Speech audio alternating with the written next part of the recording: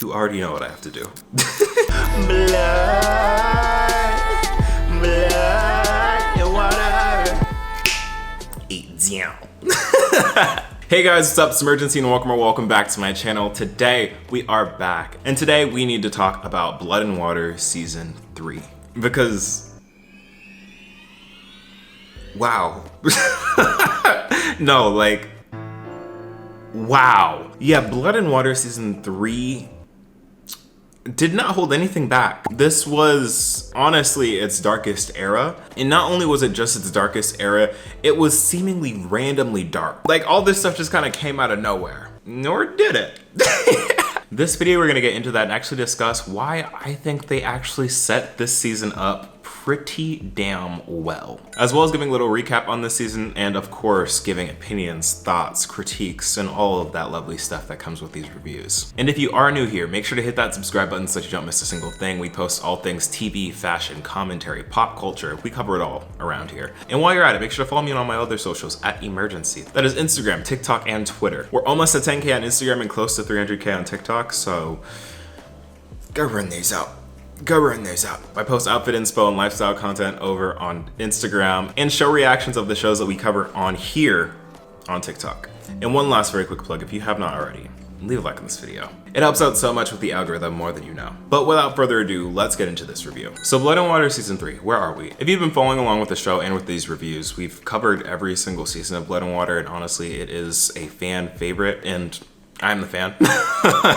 This season opens up after the events of season 2, where we officially know that Puleng and Fikile are actually sisters, and the rest of the world seems to know it as well. But trouble starts to brew when the consequences of Puleng's actions and investigations seem to catch up with her in some very diabolical, treacherous, and traumatizing ways. Which is where we get to the whole thing of season 3 is super dark and seemingly randomly dark, which is where we're gonna start this conversation. I've been seeing a lot of discourse on Twitter and TikTok about this show and like how this season kind of just seemed rushed or random, like things just kind of spiraled out of control out of nowhere. I am personally of the belief that they set this up really well. Like, we knew at the end of season 2 that things were going to get a little rough for Puleng with the introduction of KB's mother and how she dealt with Fikile's fake mother. But even before that cliffhanger in last season's finale, we already knew that the New Horizons, or like that company that KB's family is a part of, was very shady and was doing some terrible things in terms of, I don't even know if I can say this without being like demonetized. I'll say involuntary transport, or let's say shmoomin' schmafficking. It was already pre-established that that was going on. I feel like this season we just finally got the culmination of all of Puleng's investigations and all the people that she's been angry and getting in the way of throughout the past seasons,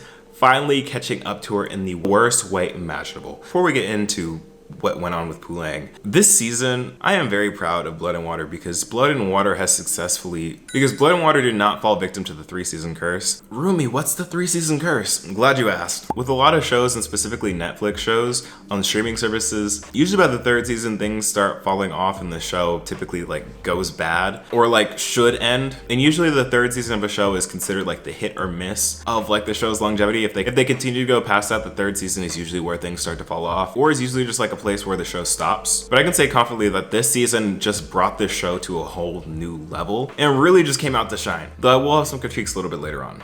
But let's talk about Puleng. Puleng this season. Oh my god.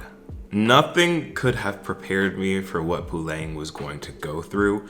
Like, homegirl, this was not her season. This was not her season. She was consecutively traumatized episode after episode. And this is a complete spoiler warning, so if you have not seen season 3, pause this video, watch it, and come back. But the fact that she not only lost her father, or should I say, had her father be schmurdered by KB's family. She was gaslit not only by her ex-boyfriend, but also a little bit by her cousin about who was behind her father's death. And then to top things all off, she was literally kidnapped and sent into shmoomin' schmafficking to only be taken advantage of, shot at, and mentally traumatized beyond repair. All in the span of 6 episodes. And yes, you heard that right. This season was only 6 episodes. Like, how all of that fit into 6 episodes is beyond me. But oh my god, like, homegirl was going through it. And not that anyone deserved any of that, but like, Puleng of all people did not need to go through all of that. Like, all Puleng had been doing prior was being really bad at being sneaky, skipping school, and just trying to solve the mystery of her sister. And she really got caught up in the mix. And this really just speaks to the evil of this season. Like KB's family was treacherous. Evil, evil, evil people. And the scene at the end of the season, that was so painful to watch. You know, the one where Fikile, KB, and Chris are all at KB's house and they're held captive by KB's parents? That was wild. You get to really see how awful KB's parents are. Just the fact that they're willing to threaten their son's own life and have no problem taking out his friends if necessary. If this season did one thing very well, it was building tension. Like, I was on the edge of my seat. Bonnet was tilted to the side, shaking. Like, this season was interesting. But sort of getting into some of the standout characters this season. Wade, oh my god, Wade this season really did pull through. Like, you can really see, like, there is no way that you can deny Wade's love for Puleng in this season, because it is put on full display. That man is putting his life in danger. He is believing and fighting for Puleng when literally no one else is. Like, even when Puleng's friends and even her own cousin are out partying or like hooking up with each other, Wade is the only one, literally the only one with skin in the game actually looking for her. Again, risking his own life, trying to save this girl from being Struman schmafficked, which makes Wade's decision at the end of the season to break up with Puleng very interesting. Because clearly with the way that they were setting things up at the beginning of the season, with Wade and Puleng having issues like sexually and just like mentally with where they're at, that makes sense. But that just really goes to show like the genuine love that he has for Puleng when no one else was sticking their neck out for Puleng in the same way that Wade was. He was there and literally did not expect anything in return. Like, he did not expect her to fall even more in love with him. Like, there was nothing in return. He just wanted her safe. And that is power. That right there. Yes. Yes. Yes. Another standout character this season was Fikile. Like, she was also going through a lot, of course not to anywhere near the same extreme as Puleng, with losing her father and being Shmoom and Schmafficked. But Fikile this season is in a really interesting position where she kind of is in between families. Like, she doesn't really know where she stands with like her family ties. Like, of course she wants to be closer with her biological mother now, but like the vibes with that don't really feel right. And she also has this curiosity to figure out who her biological father is. And just seeing that dynamic when she actually does find him, and her dad is kind of just like, I thought you were a groupie. We're just like, okay. I mean, go off, I guess. And of course for Fikile, things get really serious towards the end of the season when she gets shot by KB's mom and is basically on life support and is needing a liver transplant. And coincidentally, the only person who can actually give her that transplant is her biological father. Like, yeah, and might I say that scene between Puleng's mom and Fikile's biological father, so well done. The emotions in that scene, those feelings of desperation and just fear, that's acting. That is acting right there. And I personally really enjoyed that scene. But yeah, Fikile also was going through it. And I really did like the parallel that they drew at the end of this season of having both Fix and Puleng in the hospital, really just at rock bottom. They're both at their individual rock bottoms and just being there for each other, stopping and crying. Like, that was also a very good scene. Now, with all that said and done, there are some things that are interesting about this season. Let's get into some of the critiques. You may have noticed that I only spoke positively about a couple of characters in that previous segment, and that is because the other half of the cast was quite frankly pissing me off. And I'm not sure if this has to do with the fact that there were only 6 episodes and they had so many plot lines going on, and so many plot lines with varying levels of intensity and urgency. I just kind of felt like when we weren't getting updates on Puleng's story, all of the other character stories just failed to matter, you know? Like, of course, KB and Fikile's were a little interesting because they tied into what was going on with Puleng, but for everyone else, like for the 2 white kids storylines, like, why?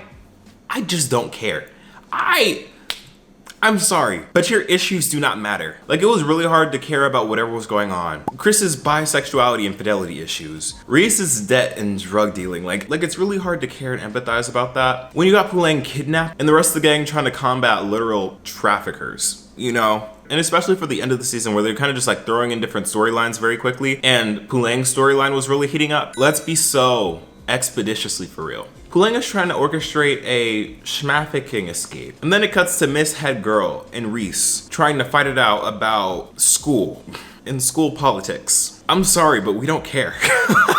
Like, let's stick to the plot of the movie. Let's go back to Puleng, because this girl is in trouble. And that just really was one of my major issues with the end of this season. This season was 100% meant to do two things. One, introduce everyone to this darker side of Blood and Water, and two, set up for the chaos that is going to be season 4. I feel like Blood and Water season 3 gives the same energy or similar energy to what Euphoria season 2 was giving, and how like Euphoria season 2 was very traumatizing and much darker than season 1, but still set up some even darker themes to happen in Euphoria season 3. Like, that's the same vibe that I'm getting for this. Because if you think about it, yeah, Puleng is now safe and out of captivity. But as the cliffhanger of this season shows, the Kumalos, KB's family, was just one branch of this larger syndicate, and Puleng's file is now in their system, along with Sam, if you remember him from season 2. They're both now in the system, and they're well known, and they know that they got busted, so things might come back around for them. And then, I guess this is why they kind of have that in there and be important. The school political landscape is completely changed, because the principal of the school that was basically keeping all of our main characters safe, in a sense, or like not expelled, just got kicked out, so there's gonna be new leadership. Like, everything in this season was meant to shock and prepare you for what the mess of next season is going to be,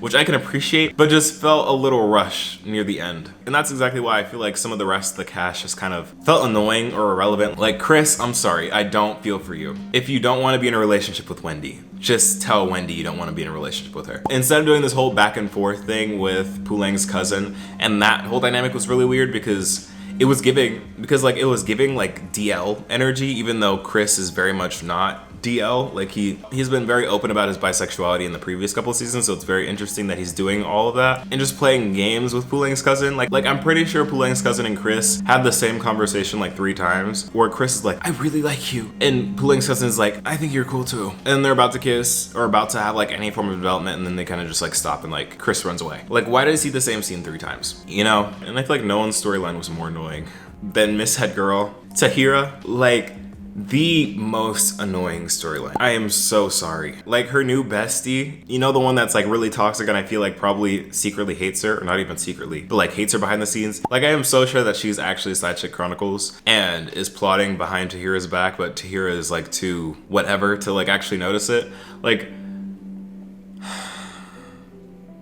her storyline just felt really forced and kind of, like I said, irrelevant to the rest of the plot. But I'm sure she's gonna have more relevance and like more of an impactful role next season. It's just this season I was not feeling it. Oh, and I almost forgot to talk about the crooked cop. Like, I am so glad that they caught him at the end of the season, because I was so shocked. I was so beyond shocked that no one questioned, besides Wade, that no one questioned the coincidences behind what was going on with the cop. Like, and like also Puleng. Like, Puleng, I give her a lot of slack because I feel like she was in fight or flight. She was traumatized. She was fighting for her life. Like, her logic might not be thinking at 100% of like why the cop was actually on board, actively shooting non-discriminately at Puleng and the guy who jumped in the water with Puleng at the end. But like, damn, that twist was really just so terrifying. It makes me wonder, is Sam's mom okay? I don't remember if we saw her at the end of the season. Like, is she okay? Because I know that she gave her location away to the cop unknowingly. Like, did he take her out? Is she fine? Like, I know that Sam is alive. We find that out at the end of the season, that he's alive but has been going through literal hell, because he was in that database at the very end, bruised, battered,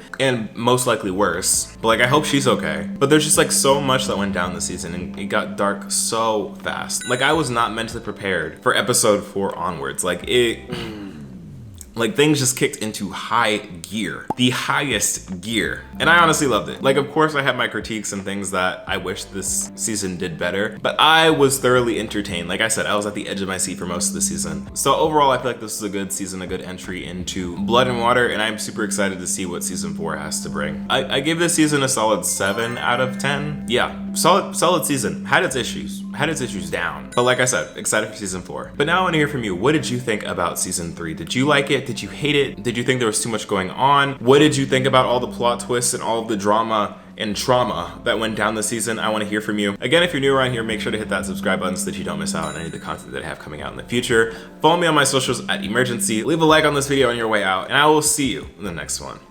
Peace.